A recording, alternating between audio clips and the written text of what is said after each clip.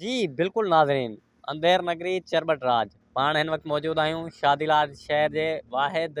First aid वारे अस्पताल जेको PPH आई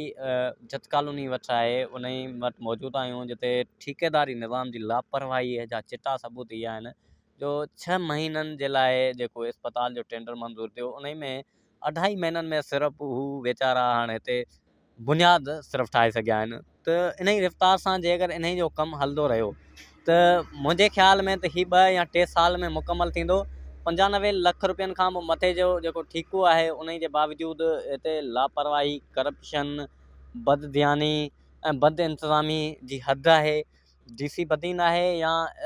DHO बदीन आहे या वसवारा जेके बि इदारा आहिनि उहे फ़ौरन इन ई शइ जो नोटिस वठनि ऐं आवाम जेका ॾुखियाईनि खे मुंहुं ॾेई पई गुज़िरियल 2.5 महीननि खां हिते फर्स्ट एड वारो को बि सहूलियत मौजूदु न आहे। हादसे थियल माण्हू खे माण्हू हितां बदीन ताईं खणी था वञनि या माने उन जो को बि मुकमल वार नथो थिए। उन जो सबबु इहो आहे जेको वाहिद अस्पताल आहे उन जो कमु रोलड़े, करप्शन, सुस्त रफ़्तारी ऐं बदउनवानीअ जो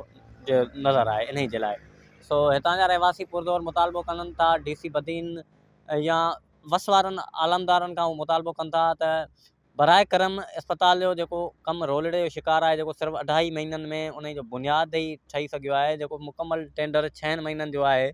उन खां विदाउट जे अगरि हू 2.5 महीननि में सिर्फ़ु बुनियाद ठाहे था सघनि त ईअं त ही कमु 2 सालनि ताईं बि मुकमल न थींदो।